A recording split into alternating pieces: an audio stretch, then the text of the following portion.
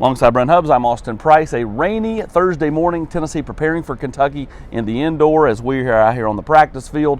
Brent, the cloud of the investigation that's kind of loomed over this program for the last year seems to be lifted. Tennessee's investigation is over. They're not going to self-impose a bowl ban. What does it mean? Well, I think, first of all, the bowl ban's not a huge surprise. If Tennessee gets to 6 wins, they're going to go to a bowl game, and that's what should happen for this group of kids. You do not pull the rug out from under them in November or any point during the season. We have talked about that. I think Tennessee is very much of the mindset this group of kids who are on this field and in this program now are not guilty parties in what has taken place in the previous program with Jeremy Pruitt, and they don't deserve to be punished. So Tennessee is not going to self-impose a bowl ban.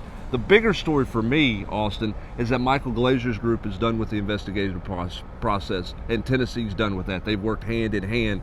Now, the Glazer group will remain on retainer. They'll still do some work for Tennessee to help them navigate through the NCAA waters. But in terms of going out and finding people to talk to, continuing the interviews for the $1 million that they have billed Tennessee for the last year, those days are over as this investigation is over from that standpoint of it.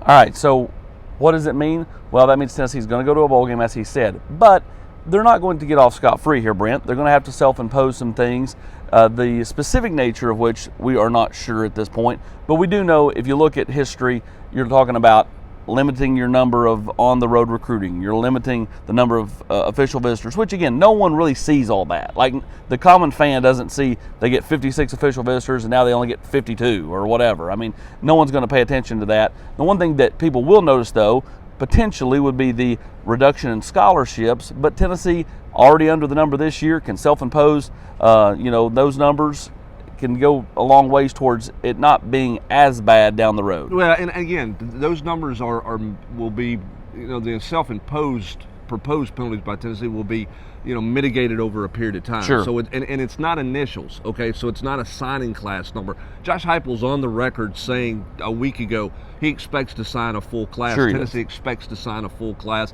and I think that will be the way that it goes. But yes, Tennessee is not thumbing their nose at the NCAA. They're not kicking rocks at them and saying we're going to do whatever we want to do.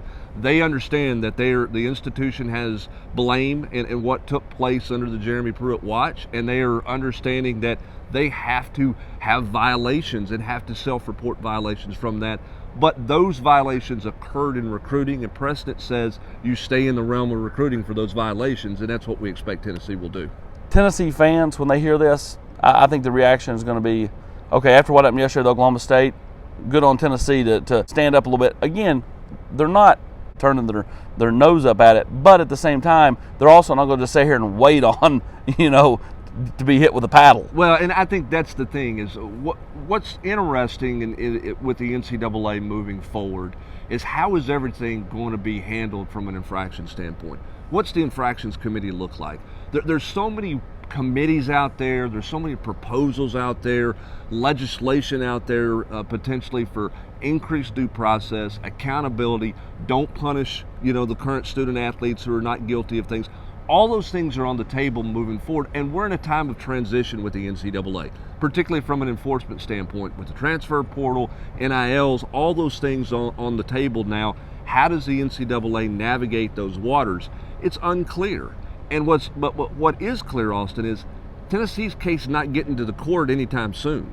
Okay, when you look at the NCAA, it's years before you get there. So what the NCAA looks like now compared to when Tennessee's case is heard or whatever, I mean, it's vastly different. And I think Tennessee's just said, you know what?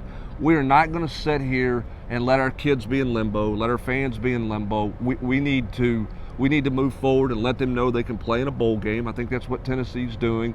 And again, I think the bigger note is that we're no longer looking. Okay, we feel like we've done our due diligence. We've looked into everything we need to look into over the last year, and we're moving out of that phase. He is Brent Hubbs. I'm Austin Price. Tennessee's investigation is over. No bowl ban for the Vols. That means if the Vols can get 2 more wins, potentially one starting this weekend to Kentucky, that means they're going to be going bowling. Where will they go? Only time will tell.